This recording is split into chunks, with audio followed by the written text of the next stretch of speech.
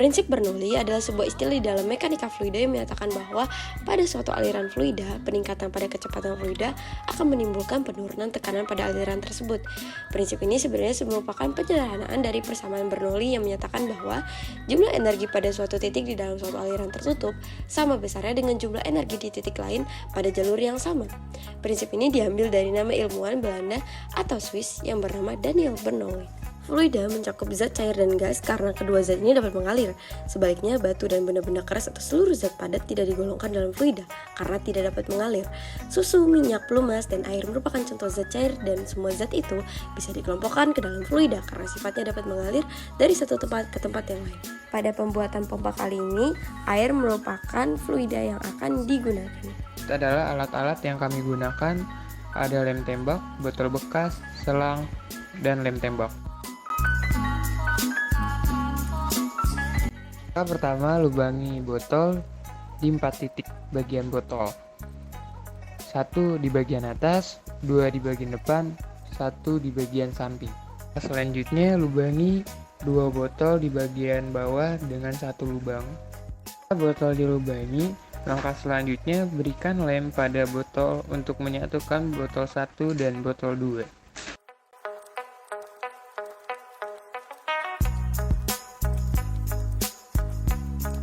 Selang menyesuaikan ukuran botol dan masukkan selang pada botol 1 bagian atas.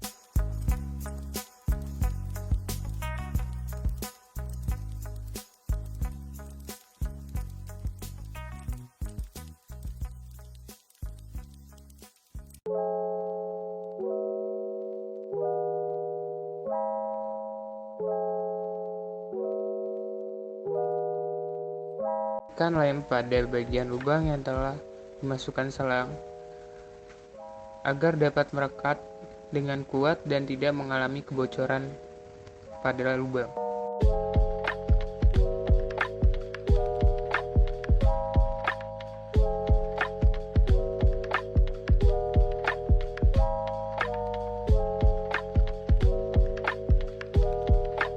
Isi air pada botol bagian atas.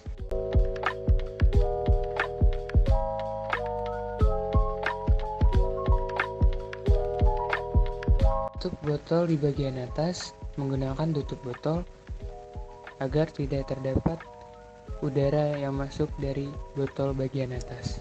Berikutnya, masukkan selang bagian belakang botol bawah ke dalam air yang sudah disediakan.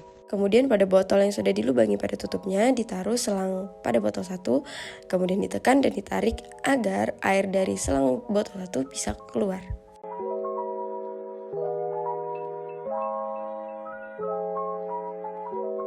Pada pembuatan pompa air yang menggunakan hukum Bernoulli digunakan persamaan P1 ditambah setengah rho V kuadrat ditambah rho GH sama dengan P2 ditambah setengah rho V kuadrat ditambah rho GH, di mana P adalah tekanan air, V disebut sebagai laju air, G merupakan percepatan gravitasi, H merupakan ketinggian air, dan rho merupakan massa jenis air. Dari percobaan yang telah kita lakukan, kami mendapatkan sebuah kesimpulan.